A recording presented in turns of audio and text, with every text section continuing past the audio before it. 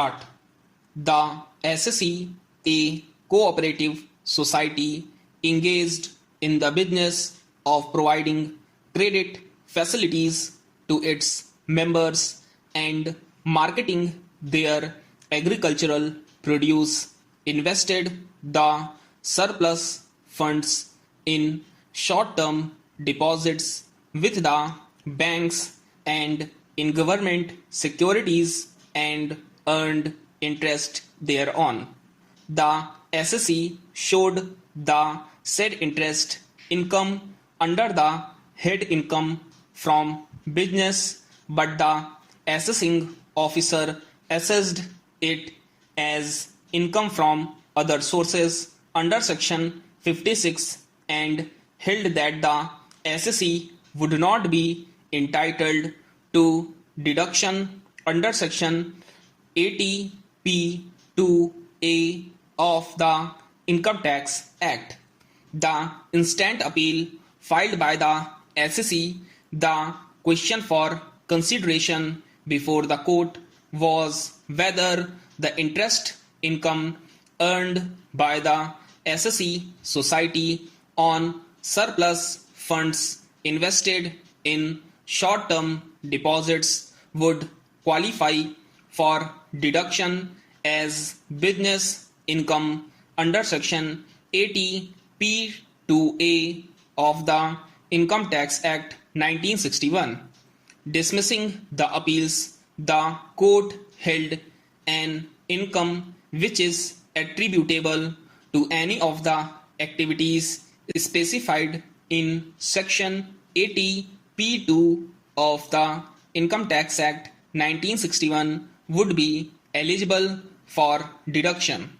In the instant case, the interest held not eligible for deduction under section 80p2a is not the interest received from the business of the society, namely providing credit facilities to its members or marketing their agricultural produce. What is sought to be taxed under section 56 of the Act is the interest income arising on the surplus, which surplus was not required for business purposes and was invested in specified securities as investment. SSE markets the produce of its members whose sale proceeds at times were retained by it.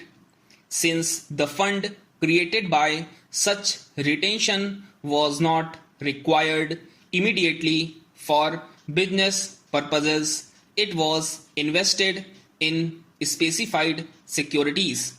Such interest income would come in the category of income from other sources and therefore would be taxable under section 56 of the Act as rightly held by the assessing officer.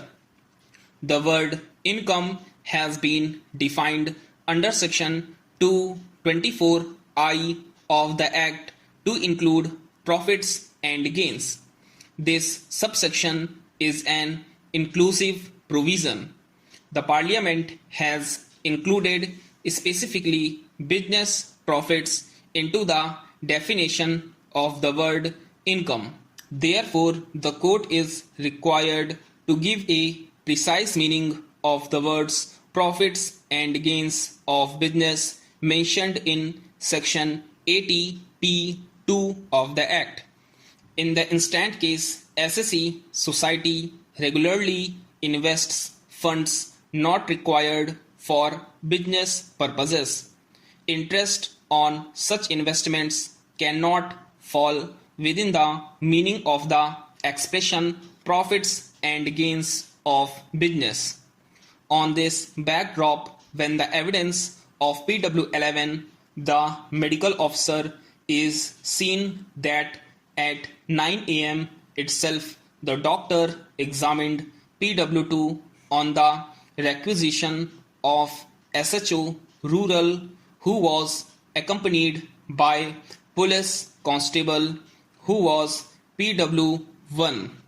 There is no question of PW1 registering the FIR. PW14 also admitted that even by the time they reached the hospital, MLA was started to have come to the hospital and the legal advisors were also found in the hospital. Stop.